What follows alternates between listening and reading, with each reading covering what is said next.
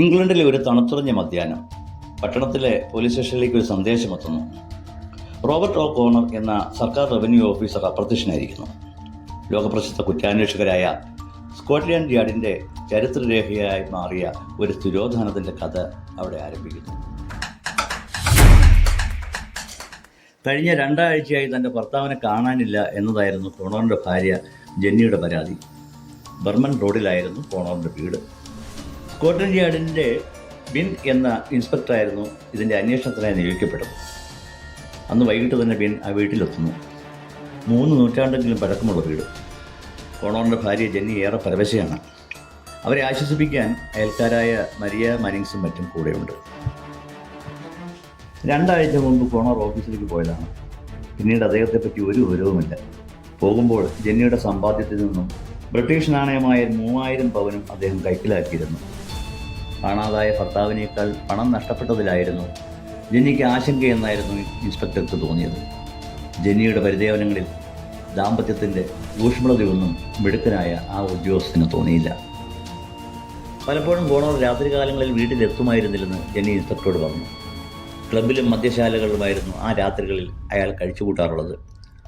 കോണറിൻ്റെ ഒരു ഫോട്ടോയും വാങ്ങി അയാൾ പോകാറുള്ള മദ്യശാലയിലേക്ക് ഇൻസ്പെക്ടർ പോയി. ആ മദ്യശാലയുടെ ഉടമയായ ത്രോണിനെ കണ്ടെത്തി വിവരങ്ങൾ അന്വേഷിച്ചു.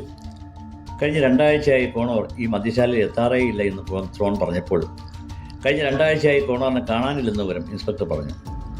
അവരുടെ സംഭാഷണം കേട്ടുകൊണ്ടിരുന്ന ഒരാൾ തൻ്റെ വിസിറ്റിംഗ് കാർഡ് ഇൻസ്പെക്ടർക്ക് നേരെ നീട്ടി.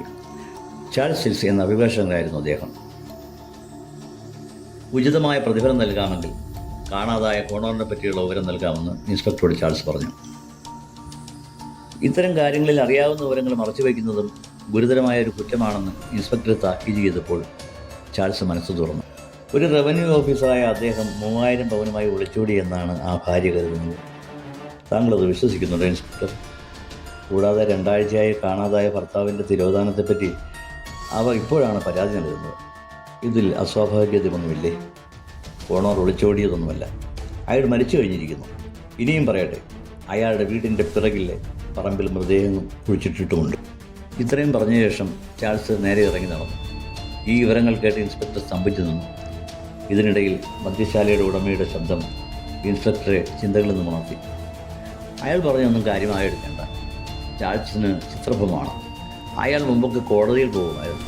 ഏതോ കേസ് ബാധിച്ചുകൊണ്ടിരിക്കുന്നതിനിടയിൽ സംഭവിച്ചതാണ്. അതിനുശേഷം ഇങ്ങനെയൊക്കെയാണ്. ചെറിയ തുമ്പുകളിൽ നിന്നാണ് വലിയ തെളിവുകൾ ഉണ്ടാകുന്ന തത്വം കോണറിൻ്റെ വീട്ടിലേക്ക് പോകാൻ തന്നെ ആ കുറ്റാന്വേഷകനെ പ്രേരിപ്പിച്ചു.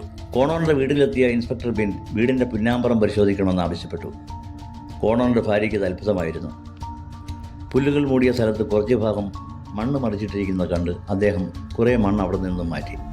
കുറേ ചെന്നപ്പോൾ ഒരു മനുഷ്യ ശരീരം തെളിഞ്ഞു വരുന്നത് ഇൻസ്പെക്ടർ കണ്ടു. നിമിഷങ്ങൾക്കകം അത് തിരിച്ചറിഞ്ഞു. റോബർട്ട് കോണറിൻ്റെ ശവശരീരം തന്നെ. പരിഭ്രാന്തയായി നിന്ന ജെന്നി ഇൻസ്പെക്ടർ രൂക്ഷമായി നോക്കി. തീക്ഷ്ണമായ ആ കണ്ണുകളിലേക്ക് നോക്കി ജെന്നി പറഞ്ഞു, എനിക്കൊന്നും അറിയില്ല സാർ, ഒന്നും അറിയില്ല. പോലീസ് ഉദ്യോഗസ്ഥരെ സംഭവ സ്ഥലത്ത് നിർത്തി ചാൾസ് സിൽസ് എന്ന ആ അഭിഭാഷകനെ അന്വേഷിച്ചിറങ്ങി ഇൻസ്പെക്ടർ. അയാളുടെ മേൽവിലാസം ഉണ്ടായിരുന്നില്ല. പലയിടത്തും തിരക്കി. ഒടുവിൽ ഒരു പഴയ കെട്ടിടത്തിൻ്റെ പഴഞ്ചൻ മുറിയിൽ ഇൻസ്പെക്ടർ ആ വക്കീലിനെ കണ്ടെത്തി. കോണറിനെ കൊന്നതാണെന്നും വീടിൻ്റെ പിന്നിലെ പറമ്പിൽ കുഴിച്ചിട്ടതാണെന്നും താങ്കൾക്ക് എങ്ങനെ മനസ്സിലായി? ഇൻസ്പെക്ടർ ആകാംക്ഷയോടെ തിരക്കി. ഉടൻ ചാൾസ് തൻ്റെ പുസ്തക കൂനകൾക്കിടയിൽ നിന്നും ഒരു പുസ്തകമെടുത്തു ഇൻസ്പെക്ടർക്ക് മുന്നിലേക്കിട്ടു. History and antiquities of the എസ്റ്റക്കർ എന്ന പുസ്തകത്തിലെ ഒരു അധ്യായം ചാൾസ് ചൂണ്ടിക്കാട്ടി. 1649 റോബർട്ട് ഒ കോണറിൻ്റെ വധം സംബന്ധിച്ച കേസ്. 250 കൊല്ലം മുമ്പ് നടന്ന ഒരു കൊലക്കേസ്. അതിന് ഇതുമായി എന്ത് ബന്ധം? വായിച്ചു നോക്കൂ. ഇൻസ്പെക്ടർ ആകാംക്ഷയോടെ കേസ് വായിച്ചു. റോബർട്ട് കോണർ എന്നു പേരുള്ള ആളെ കാണാതാവുന്നതും 2 ആഴ്ച കഴിഞ്ഞ് ആ വിവരം അയാളുടെ ഭാര്യ പോലീസിനെ അറിയിക്കുന്നതുമായിരുന്നു ആ കേസ്. അത് മുഴുവനും വായിച്ച ശേഷം ഇൻസ്പെക്ടർ ജെന്നിയുടെ വീട്ടിലേക്ക് പാഞ്ഞു. ഇൻസ്പെക്ടറെ കണ്ട മാതിരി തന്നെ ജെന്നി പൊട്ടിക്കരഞ്ഞു. ഇല്ല സാർ, ഞാൻ ഒന്നും ചെയ്തിട്ടില്ല. എന്നെ വിശ്വസിക്കണം.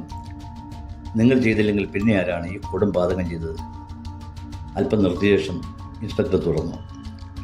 എങ്കിൽ ഞാൻ പറയാം. നിങ്ങളുടെ അയൽക്കാരിയായ ഒരു വിധവയുമായി കോണറിന് ബന്ധമുണ്ടായിരുന്നു. പണം പിടുങ്ങുന്നതിനായി എല്ലാ വിവരങ്ങളും ഭാര്യയോട് പറയുമെന്ന് അവൾ നിരന്തരം കോണറിനെ ഭീഷണിപ്പെടുത്തി. ഓരോ തവണയും പണം കൊടുത്ത് അയാൾ അവളെ അനുനയിപ്പിച്ചു വന്നു. പെട്ടെന്ന് സമീപത്ത് നിന്ന അയൽക്കാരിയുടെ നേർക്ക് നാടകീയമായി വിരൽ ചൂണ്ടിക്കൊണ്ട് ഇൻസ്പെക്ടർ പറഞ്ഞു, ആ സ്ത്രീയുടെ പേര് മരിയ മാനിങ്സ് എന്നാണ്. ഒടുവിൽ മരിയ കുറ്റമല്ല സമ്മതിച്ചു. 2 ആഴ്ച മുമ്പ് ജന്നി സ്ഥലത്തില്ലാത്തപ്പോൾ മരിയ വീട്ടിൽ വന്നു ഓണറോട് പണം ആവശ്യപ്പെട്ടു. പിന്നെ കലഹമായി. പെട്ടെന്നൊരു മെഴുകുതിരിക്കാലെടുത്ത് മരിയ അയാളെ ഇവിടെ തലയ്ക്കടിച്ചു. ആ ആഘാതത്തിൽ അയാൾ അവിടെ മരിച്ചു വീണു. അവിടെ നിന്ന് വലിച്ചു പുറത്തു കൊണ്ടുപോയി പിറകിലെ പറമ്പിൽ മറവ് ചെയ്തു.